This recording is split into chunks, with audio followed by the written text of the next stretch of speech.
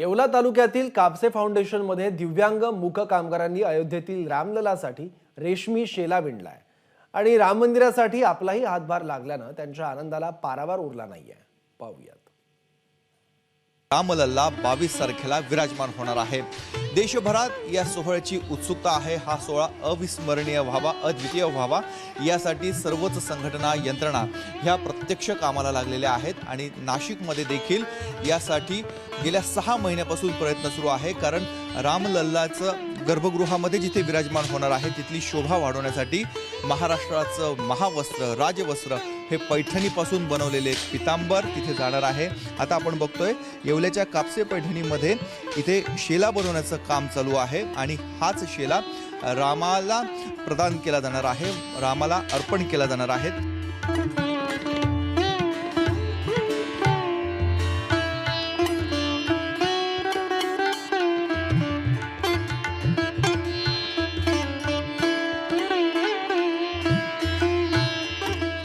6 महिन्यापूर्वी जेव्हा असं कळालं का आता राम मंदिर होण्यातच येत आहे आणि राम आता विराजमान होणार आहे, तर त्यावेळेस आमच्या ह्या मुलांनी असं ठरवलं, आमच्या परिवाराने असं ठरवलं का आपणही काहीतरी महाराष्ट्रातलं वैभव, महाराष्ट्रातलं वस्त्र रामाला अर्पण करू।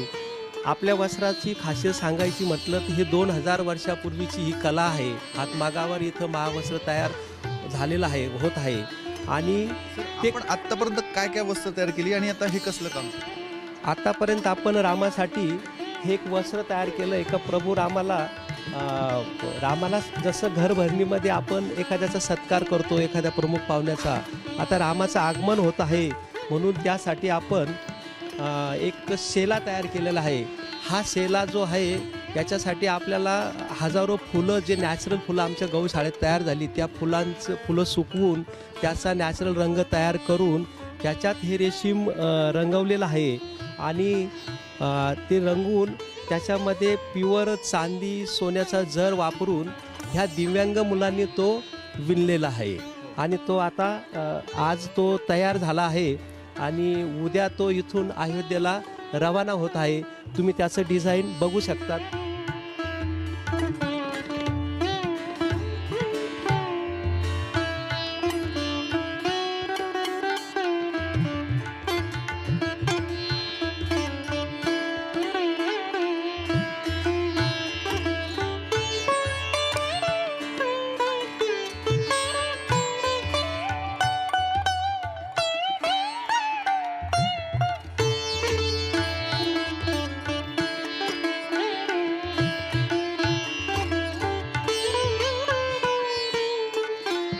रामासाठी शेला असो किंवा मग हे सोहळं आणि इतर वस्त्र असो, हे सर्व महाराष्ट्राच्या संस्कृतीचं वैभव आहे।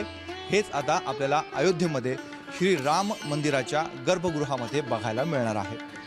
कॅमेरामन मयूर बारगजेसह मुकुल कुलकर्णी, एबीपी माझा, नाशिक। एबीपी माझा, उघडा डोळे बघा नीट।